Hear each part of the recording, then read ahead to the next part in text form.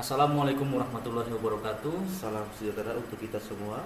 Dan salam sehat untuk kita semua. Kami tim teaching dari mata kuliah Governance Digital, di mana mata kuliah ini sebelumnya diampu oleh Ibu Hanifia Izamilata dan Ibu Tarina Azria yang merupakan tim dosen dari Universitas Nahdlatul Ulama Purwokerto. Untuk pertemuan selanjutnya, yaitu pertemuan ke-9 sampai pertemuan ke-16, mata kuliahnya akan diampu oleh kami berdua. Saya Erwin Nugraha Purnama. Saya Hubertus Oja. Kami berdua merupakan tim dosen dari Universitas Musamus Merauke. Baik, untuk perkuliahan kedepannya dalam kurang lebih 8 pertemuan Pak Huber ya, ada beberapa pokok bahasan materi yang akan kita bahas bersama,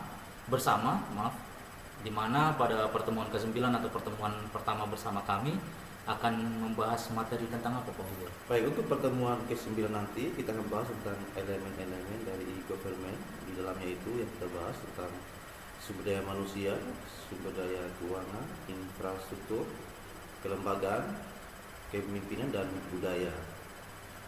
Untuk pertemuan ke-10, materi apa yang mau dibahas? Baik, untuk pertemuan ke-10 di sini kita akan membahas tentang pemanfaatan dan tantangan dari e-government, di mana ada beberapa indikator yang akan kita bahas bersama. Yang pertama yaitu tentang pemanfaatan digitalisasi government, kemudian ada tahapan pembangunan e-government, peluang dan tantangan e-government, dan change management. Di mana change management ini adalah masa di mana peralihan dari government yang bersifat manual dirubah atau merubah menjadi e-government tadi yang bersifat digital.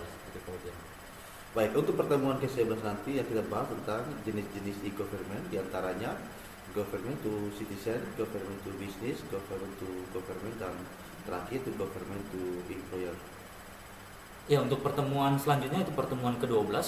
Di sini kita akan membahas terkait dengan strategi pengembangan e-government, di mana di dalamnya ada beberapa indikator yang akan kita bahas bersama, yaitu yang pertama tentang substansi pengembangan e-government, kemudian transformasi efektif e-government, dan yang terakhir ada strategi dan sasaran pengembangan dari e-government. Sementara untuk pertemuan yang ke-13 nanti kita akan bahas tentang model-model penilaian penerapan e-government. Ada 3 bentuk model yang kita pelajari di sini, yaitu model linear dan lay. Yang kedua model Hiller dan Belanger, dan ketiga model United Nations. Untuk pertemuan selanjutnya yaitu pertemuan ke-14, kita akan membahas bersama terkait dengan eksistensi digital governance terhadap kinerja organisasi, di mana dalam sub pokok bahasan ini akan kita bahas bersama, yaitu yang pertama eksistensi digital governance, kemudian ada kinerja organisasi, dampak digitalisasi governance, dan penguatan digitalisasi governance dalam kinerja organisasi. Sementara untuk pertemuan yang ke-15 yang kita bahas tentang dampak digitalisasi government terhadap partisipasi masyarakat. Adapun pemahaman materi ini ataupun pendalaman materi ini yaitu terkait dengan partisipasi masyarakat itu sendiri. Yang kedua, bagaimana model partisipasi masyarakat dalam era digitalisasi, dan terakhir nanti akan ada studi kasus terkait dengan partisipasi masyarakat dalam pemanfaatan media dalam era digitalisasi government sekarang ini. Sementara untuk pertemuan yang ke-16 nanti kita akan puas ya nanti semester untuk melihat dan mengevaluasi terkait dengan pokok-pokok materi dari pertemuan ke-9 sampai dengan pertemuan ke-15. Mungkin UASnya nanti ada kita informasikan di grup mata kuliah, Bagaimana untuk metode pembelajaran ke depan seperti apa? Baik, untuk metode pembelajaran atau perkuliahan kita sebenarnya tidak jauh berbeda dengan sebelumnya. Kita masih menggunakan media yaitu LMS. Di sini kita masih menggunakan itu untuk distribusi materi, untuk pengumpulan tugas, dan diskusi terkait dengan mata kuliah. Seperti itu Pak Uber. Cuma yang perlu kita tekankan di sini adalah ada 2 tugas yang nanti kita berikan. Kalau terkait materi dan diskusi sudah jelas, kita tiap materi pasti ada diskusi di LMS.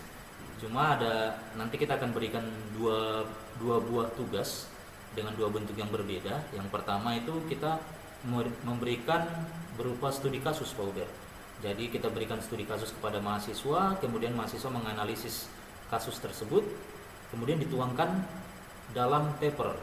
Jadi paper itu nanti yang dikumpulkan melalui LMS tadi. Kemudian tugas yang kedua itu mahasiswa membuat video seperti video pembelajaran terkait dengan materi-materi perkuliahan kita, seperti itu Pak Ubir ya. Jadi memang kita memacu supaya mahasiswa ini begitu aktif dalam perkuliahan ini, seperti itu Pak Ubir. Untuk materinya nanti dalam hal pembelajaran kita untuk materi ini ada dua bentuk ya materinya, yaitu dalam bentuk PPT yang akan disiapkan oleh kami sebagai dosen. Yang kedua juga akan kami juga buat video pembelajaran terkait dengan materi-materi tadi. Nanti kami akan share di LMS, nanti akan diakses oleh adik-adik mahasiswa baik dari UNU, Purwokerto maupun dari Musamus. Untuk waktu aksesnya bisa mulai dari hari Selasa ya, Selasa sampai hari Jumat, dengan harapan agar mata kuliah ini dengan metode pembelajaran yang bersifat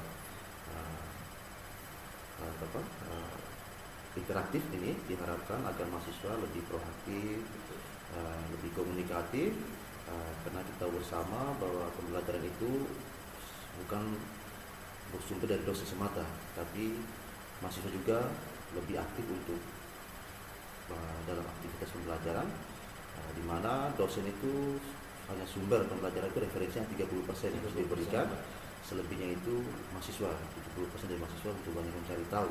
Nah, itulah pola pembelajaran kita sekarang ini kan student center learning ya, bukan lagi teacher center learning. Nah, itu yang menjadi harapan ke depan bagaimana mahasiswa itu lebih aktif ya, lebih aktif agar apa yang diinginkan dalam mata kuliah ini betul-betul dicapai. Mungkin saja Pak Erwin yang kita bisa gambarkan di pertemuan awal di pertemuan 9 ini. Betul. Ya baik, rekan-rekan mahasiswa sekalian, mungkin itu penyampaian dari kami. Harapan besar dari kami kiranya kita semua bisa menjalankan perkuliahan ini sebaik mungkin. Semoga kami tim teaching, dosen baik itu dari Universitas Purwokerto maupun dari Universitas Musamus, begitupun dengan mahasiswa dari Universitas Nahdlatul Ulama Purwokerto maupun Universitas Musamus tetap dilindungi dalam keadaan sehat semua, sehingga dapat menjalankan perkuliahan sebaik mungkin, dan pada akhirnya tujuan awal dari teman-teman mahasiswa tercapai, yaitu mendapatkan nilai yang terbaik, begitu Pak Ubed ya.